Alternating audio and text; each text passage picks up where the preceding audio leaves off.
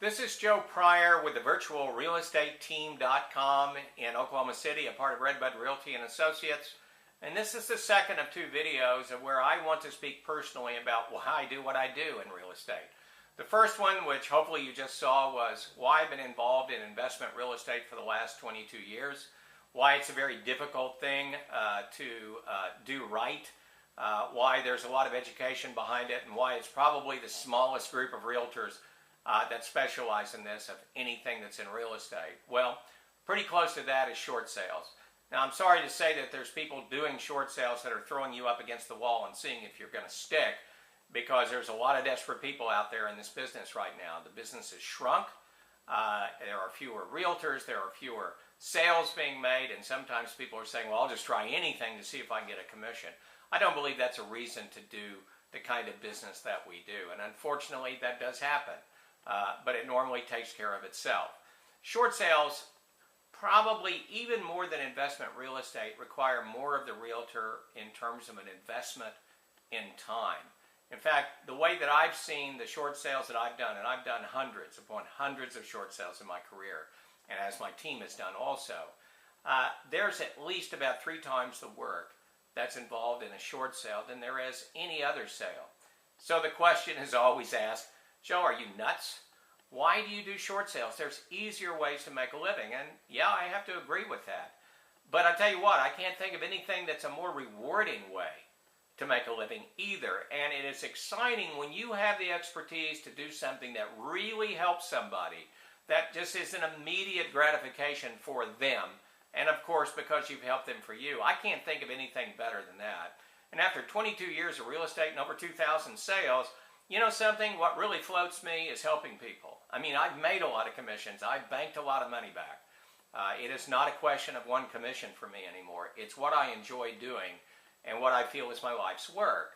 So when I involve myself with someone in a short sale and I'm willing to do all this work, why am I willing to do it?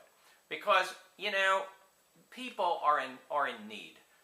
People are in desperate straits when they ask you to do a short sale. Anybody that buys a home because they love it. They buy a home for their families or because it is something that they're proud of, that they own. When they sign those documents in closing, no one means to default. Everybody has the intention of paying that off and not missing a payment. But bad things happen to us, as we've seen here in the last 5 years, to very, very many people.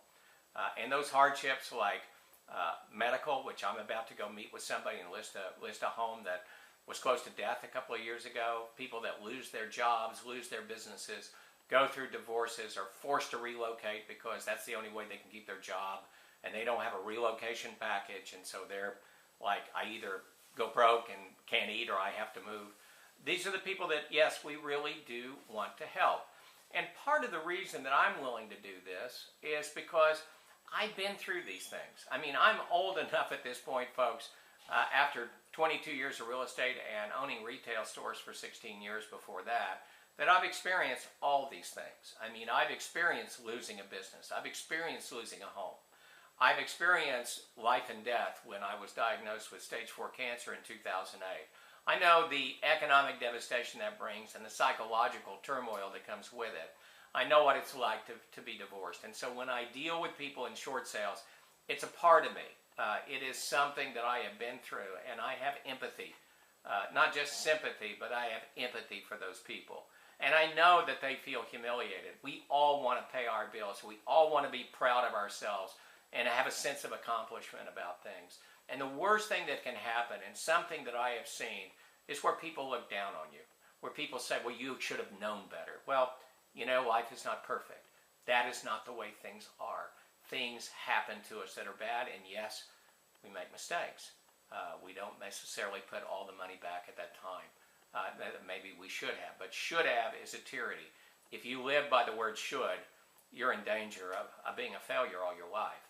And what I really enjoy about this is when I've rescued somebody from foreclosure, when I've given them hope for the future, when I've had a successful sale and I can tell them, look, in 2 years, if you want to buy another house, you can buy another house. Just get your credit rating back up there. And hey, life is learned by lessons. It is learned by mistakes that we've made. And it's not a failure. It's just a bump on the road to life. and they can see the future and not dwell on the past. And I'm very proud of what I've done, and I'm very happy about what I've done. And I'm very much willing to work 3 times harder, 5 times harder than I could ever possibly work on anything else. Give you an example right now. In a few weeks, I'm about to close a house that we've been working on for over a year, possibly about 15 months. We've dealt with the first mortgage. We've dealt with the second mortgage. We've dealt with a third-party lien. We've dealt with tax liens. We've dealt with one of the large banks in trying to get them to remove their judgment so that the IRS can remove the lien from the property so that the buyer can buy this property and the seller can avoid a foreclosure. You know, in that particular situation, should I have given up a long time ago? Yeah, a lot of people say that I should have after about 500 hours of work. But you know something? We've accomplished something that very few realtors in this country have been able to accomplish. And that's something that when you look back on your life, those are things that are extremely important. Trust me, it is not all about money. And will I get a commission? Absolutely. But will I get a person that's grateful for what I've done? Even more so. There is not a conversation that I have with this couple that they don't tell me how amazing this feels, how they can't believe that I stuck with them when nobody else would. And that does make me proud, and it does give me a sense of accomplishment. But even more than that, it relieves a family from future turmoil. It allows them to look for the future. So why do I do short sales? It's because I've been there, and I don't want anybody else to suffer in the way that maybe I suffered. If I can help them, I'm going to do it. I have the expertise to do it. I've got the team to do it. And we have the will to do it. So if you are a distressed homeowner in the Oklahoma City area, I want to be there for you. I want to help you out. I'm Joe Pryor, and you can email me at joe@joepryor.com. You can check out some information at our short sale and foreclosure website, which is avoidforeclosureoklahoma.com. We're here to help. I'm Joe Pryor with the virtualrealestateteam.com in Oklahoma City, where we deliver traditional real estate values with the speed of technology.